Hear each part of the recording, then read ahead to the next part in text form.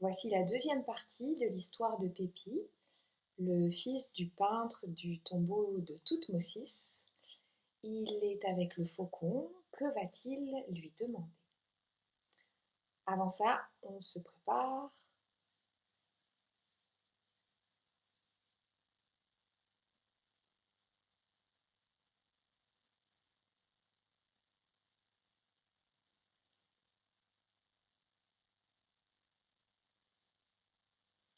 Et voici la suite. Aujourd'hui, répondit Pépi, mon père doit peindre Horus, le dieu faucon, ton maître, sur les murs du tombeau du prince.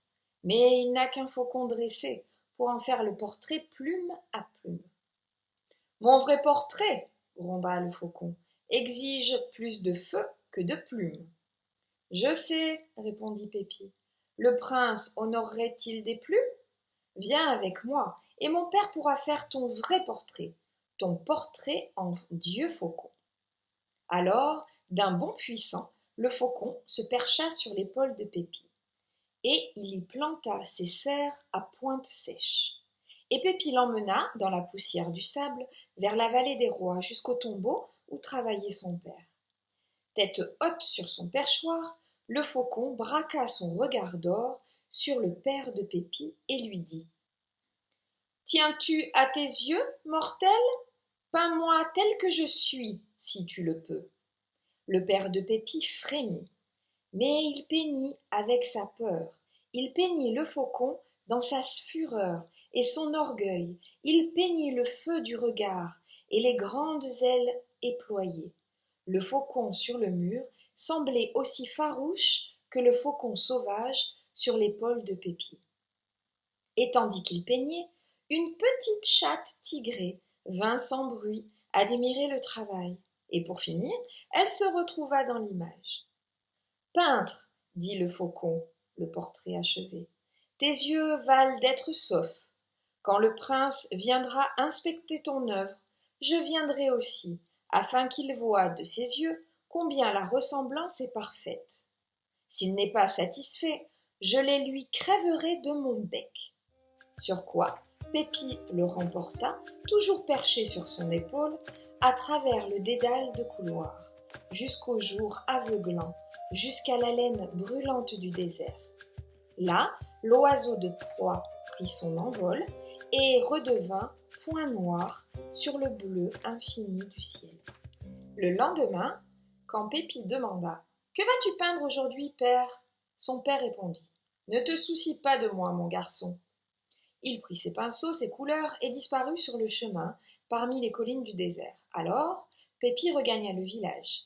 Il alla trouver sa mère qui travaillait au jardin et demanda « Mère, que doit peindre père aujourd'hui ?»« Un dieu ou un autre, répondit-elle.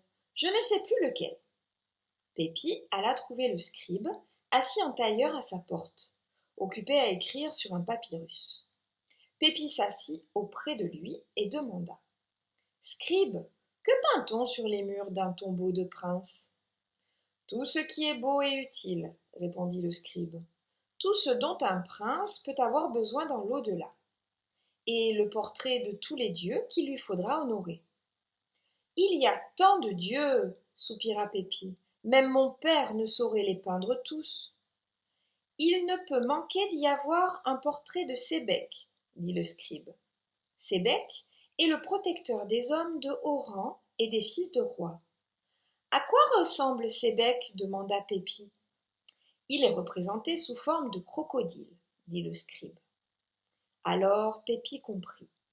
Voilà pourquoi son père avait mieux aimé se taire. Pépi eut un frisson, mais il descendit jusqu'au Nil, et là, au bord de l'eau étincelante, il appela à mi-voix. « Crocodile, crocodile, viens vite !» Le crocodile accourut, il émergea de l'eau verte, tel un tronc d'arbre mort flottant à la surface, ouvrit grand ses mâchoires hérissées de dents et le referma d'un coup sec sur le pagne de Pépi. Et entre ses dents, il dit « Bizarre, c'est bien la première fois qu'on m'appelle pour se faire manger. Je ne t'appelle pas pour que tu me manges, protesta Pépi tout tremblant. Je te demande de venir poser pour mon père, qui doit faire le portrait de Sébec. De plus en plus bizarre, marmonna le crocodile, sans desserrer ses dents. Es-tu d'un courage insensé, ou le soleil t'a-t-il frappé sur le crâne? Je sais ton nom secret, chevauta Pépi. Oh, fit le crocodile, si tu as dit vrai, voilà qui change tout. Mais tu n'as le droit qu'à un seul essai. Si tu te trompes, je te happe. Pépi frissonna de la tête aux pieds, mais il n'eut pas à réfléchir longtemps. Vu de si près, le crocodile ne pouvait avoir qu'un seul nom. Pépi murmura. Ô serviteur de Sébec, tu te nommes tueur du fleuve. Et qui l'ignore l'apprend trop tard. Alors le crocodile rouvrit ses mâchoires et dit « Grimpe sur mon dos et mène-moi là-bas. » Pépi se hissa sur le dos bosselé et tous deux se mirent en chemin dans la poussière du désert, jusqu'au cœur du tombeau en chantier. À leur vue, le père de Pépi laissa tomber ses pinceaux.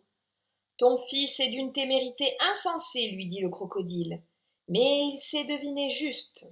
Hâte-toi de faire mon portrait, l'eau et le soleil me manquent déjà. » Alors le père de Pépi peignit le grand crocodile avec ses immenses mâchoires hérissées de dents pointues. Quand il eut terminé, le dieu Sébec, sur la muraille, semblait le reflet terrifiant de l'animal à ses pieds.